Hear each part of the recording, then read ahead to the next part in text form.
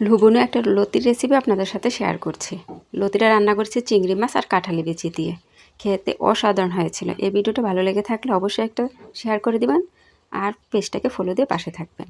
এখন চলে যাচ্ছি মূল রেসিপিতে। একটা কড়াই বসিয়ে দিলাম, পরিমাণ তেল দিয়ে কিছু পেঁয়াজ কুচি দিয়েছি আর লতিগুলোকে কেটে বেছে ধুয়ে নিয়েছি। সাথে কাঁঠালি বিচি দিচ্ছি। বিচিগুলোর উপরের খোসাটা যদি ছাড়াতে চান ছাড়িয়ে নেবেন, আমি ছাড়াইনি। পেঁয়াজটি নরম হয়ে আসলে একটু পানি দিয়ে দিব, হলুদের গুঁড়া, স্বাদ মতো লবণ, মরিচের গুঁড়া, ধনিয়ার গুঁড়া আর রসুন বাটা। রসুন বাটাটা একটু বেশি দিতে হবে, যে কোনো কচু জাতীয় রেসিপিতে রসুন বাটাটাই বেশি চলে। আর দিয়ে দিলাম চিংড়ি মাছ। চিংড়ি মাছগুলোকে বেছে ধুয়ে নিয়েছি। এখন মশলাটা ভালোভাবে কষিয়ে নিব। লতির সাথে আমি টমেটো অ্যাড করেছি। আর অবশ্যই খেয়াল রাখতে হবে পুড়ে যেন যায় না। যে কোনো রেসিপি পুড়ে গেলে খেতে ভালো লাগবে না, স্মেলটাও ভালো আসবে না। কষানো হয়ে গেছে, এখন লতিগুলো দিয়ে দিলাম। নেড়ে চেড়ে মশলার সাথে মিশিয়ে কিছুক্ষণের জন্য ঢেকে দিব। কোনো পানি দিতে হবে না, এগুলোতে যতটুকু পানি ওঠে এগুলো দিয়ে কষানো হবে। লতিগুলো প্রায় কষানো হয়ে গেছে।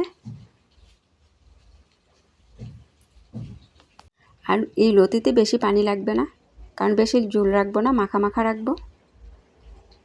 এখন পরিমিত ঝোল দিয়ে দিব।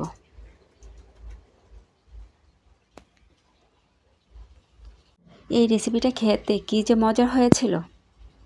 এখন তো ঘরে ঘরে কাঁঠালি বিচি আছে, বাজারে লতি ভরপুর। অবশ্যই এভাবে একবার ট্রাই করে দেখবেন। কিছুক্ষণের জন্য ঢেকে দিয়েছিলাম, ঢাকনা উঠে হালকা নেড়ে চেড়ে দিব। বেশি নাড়াচাড়া করতে হবে না, তাহলে লতিগুলো ঘেটে যাবে। কিছু কাঁচামরিচের টুকরো দিয়েছিলাম, আপনারা চাইলে পেঁয়াজের সাথে কাঁচামরিচটা দিতে পারেন। লাস্ট পর্যায়ে কিছু ধনিয়া পাতা দিয়ে দিব। ধনিয়া পাতা দিলে মনে হয় যে কোনো রেসিপির কয়েক গুণ স্বাদ বেড়ে যায়। আবার অনেকে ধনিয়া পাতা পছন্দ করে না, স্কিপ করতে পারেন। হালকা নেড়ে চেড়ে দিব।